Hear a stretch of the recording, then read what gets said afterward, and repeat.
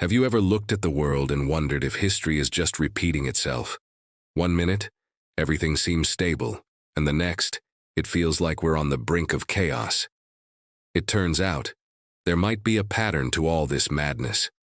Today, we're diving deep into one of the most talked about ideas in economics and history, Ray Dalio's Big Cycle theory. Dalio, the founder of the massive hedge fund Bridgewater Associates, spent years studying the rise and fall of empires, and what he found is absolutely fascinating. He believes that history moves in long, predictable cycles, driven by a few key forces. Understanding this cycle isn't just an academic exercise. It could be the key to navigating the turbulent times we live in today. So what is this big cycle? And more importantly, where are we in it right now? Stick around because we're about to unpack it all. Let's start with the basics. According to Dalio, the big cycle describes the typical journey of a leading world power, from its rise to its inevitable decline. Think of it like a human lifespan.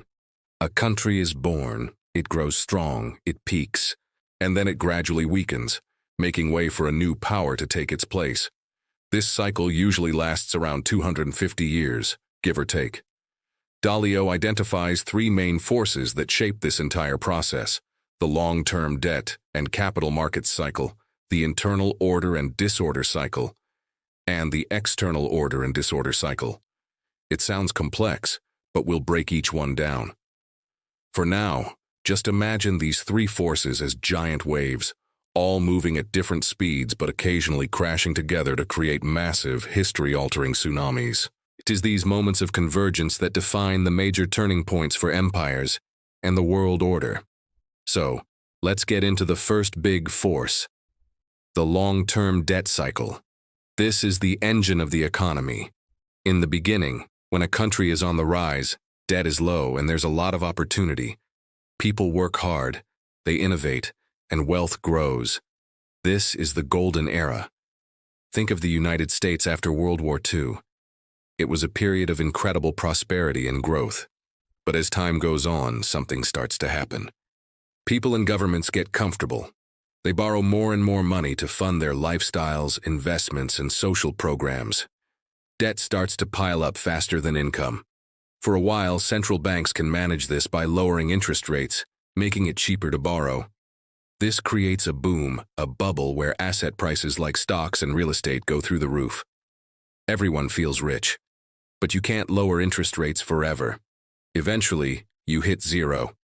And that's when the music stops. When interest rates can't go any lower and debt levels are astronomical, the system becomes fragile. The central bank can't just stimulate the economy the old-fashioned way. So, what do? They start printing money, lots of it. This is what Dalio calls the end of the long-term debt cycle.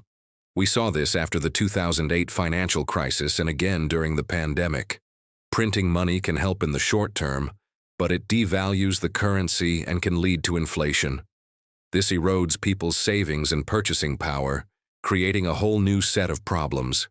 It's a classic sign that a country is in the later, more challenging stages of its economic cycle. The promises that were made, pensions, healthcare, social security, become harder and harder to keep, not with real money, but with newly printed money. Now for the second force, the internal order and disorder cycle. This one is all about what's happening inside a country. When an economy is strong and growing, people are generally happy. Opportunities are plentiful, and the wealth gap, while it exists, feels manageable. There's a sense of shared purpose and social cohesion. But as the debt cycle matures and the economy starts to slow down, things change. The gap between the rich and the poor widens dramatically. The wealthy who own assets see their net worth explode during the bubble phase. The working class, however, sees their wages stagnate while the cost of living goes up. This creates resentment and division. People start to feel like the system is rigged against them. Political polarization intensifies. The left and the right stop talking to each other and start seeing each other as enemies. Sound familiar? This growing internal conflict is a critical marker in Dalio's cycle. When people are no longer willing to compromise and work within the established rules, the risk of civil unrest and political chaos increases dramatically. The third and final piece of the puzzle is the external order and disorder cycle.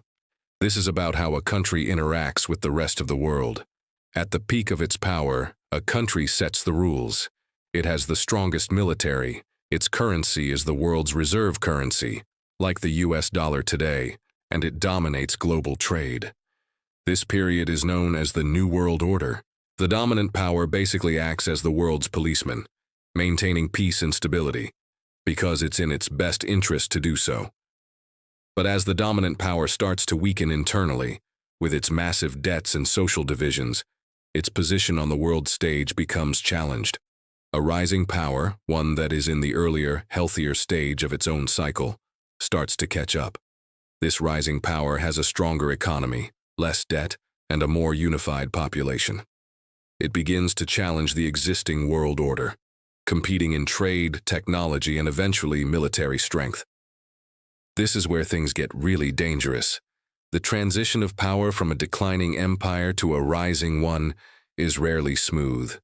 The established power doesn't want to give up its top spot, and the rising power feels it's their time to lead. This competition can lead to trade wars, technology wars, and in the worst-case scenario, actual military conflict. Think of the rivalry between the Dutch and the British in the 18th century, or the British and the Germans before World War I. According to Dalio, we are seeing this exact dynamic play out today between the United States and China. China is the classic rising power, while the US is the established but heavily indebted incumbent. This external conflict, combined with the end of the long-term debt cycle and extreme internal division, creates a perfect storm. It's the moment when the big cycle reaches its most critical and volatile phase. So where does Dalio think we are right now? The answer is pretty clear and a bit unsettling. He believes the United States is in the late stage of its cycle, exhibiting all the classic symptoms. We have record-high debt levels, near-zero interest rates, and massive money printing. We have extreme wealth inequality and the worst political polarization in generations. And externally, we are facing a formidable challenge from a rising China. All three of Dalio's major forces are converging. This doesn't mean the collapse of the United States is tomorrow.